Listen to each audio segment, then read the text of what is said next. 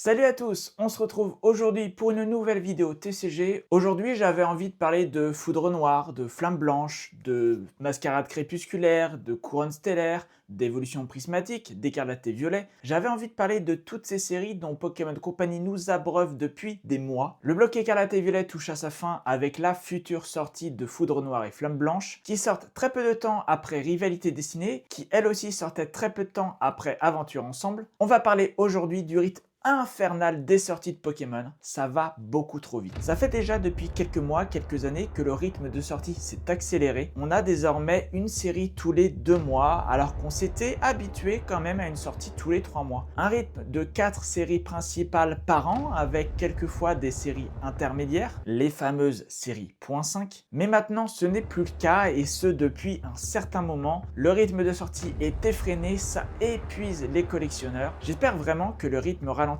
avec le bloc méga, mais j'en suis pas vraiment sûr. J'ai fait mes petits calculs de la situation actuelle et depuis le début du bloc Écarlate et Violet, toutes les séries sont sorties dans un intervalle extrêmement court. La plus longue attente qu'on ait eue entre deux séries, c'est entre EV4 Faille Paradoxe et EV4.5 Destinée de Paldea. Entre ces deux séries, il s'est passé 84 jours et à contrario, le plus faible intervalle entre deux séries, on l'a eu 3 fois. 42 jours seulement séparaient deux séries. 42 jours donc entre EV3 Flamme Obsidienne et EV3.5 151. Entre EV3.5 151 et EV4 Faille Paradoxe. Et entre EV6.5 Fable Nébuleuse et EV7 Couronne Stellaire. Vous me direz qu'on parle là de série .5, mais entre deux séries classiques, il s'est passé très peu de temps également. L'intervalle le plus court entre deux séries classiques, il est intervenu 3 fois également, 63 jours d'écart. On a eu le cas donc entre EV2 Évolution à Paldea et EV3 Flamme Obsidienne, EV5 Force Temporelle et EV6 Mascarade Crépusculaire, et tout récemment entre EV9 Aventure Ensemble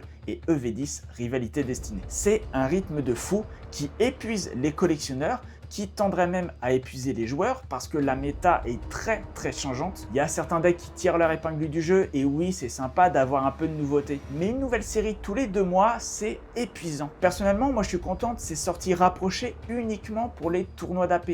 Parce que plus de séries veut dire évidemment plus de tournois d'avant-première. C'est vraiment dommage qu'on ait un rythme de fou comme ça, d'autant plus que la production ne suit pas du tout. Pokémon Company continue de sortir des séries à un rythme effréné, mais le stock ne suit pas. En magasin, c'est malheureusement toujours la guerre si on veut les items. La plupart du temps, il faut être là le premier jour, à la première heure, sinon on n'a rien ou pas grand chose. Mais malheureusement, ce rythme effréné là, il ne date pas du bloc Écarlate et Violet. Puisque déjà, dans le bloc épée et bouclier, on avait également un rythme de fou. C'est en fait depuis la sortie de EB9 Star Étincelante, entre EB8 Point de Fusion et EB9 Star Étincelante, il s'est passé 105 jours. Mais depuis, on n'a plus jamais eu une sortie de série à 3 mois d'intervalle. On a même eu 35 petits jours entre EB10 Astre Radieux et EB10.5 Pokémon Go. Donc ce rythme est dingue depuis déjà 2022, depuis déjà 3 ans. Et je suis pas du tout sûr que ça aille de mieux en mieux. Forcément, depuis le regain de hype énorme qu'il y a eu à partir d'EB4.5 Destinée Radieuse, Pokémon Company sait très bien que Pokémon a le vent en poupe. Et avec l'arrivée prochaine des 30 ans, je suis pas du tout sûr que ça se calme. Voilà, c'est tout pour cette vidéo, j'espère qu'elle vous aura plu. Si c'est le cas, comme d'habitude, n'hésitez pas à mettre un like et à me le dire dans les commentaires. N'hésitez pas aussi à me dire si ce rythme intense vous saoule comme moi, ou alors si vous êtes content de voir plein de séries Pokémon s'enchaîner. On se retrouve très vite pour de nouvelles vidéos TCG. En attendant, portez-vous bien. Ciao.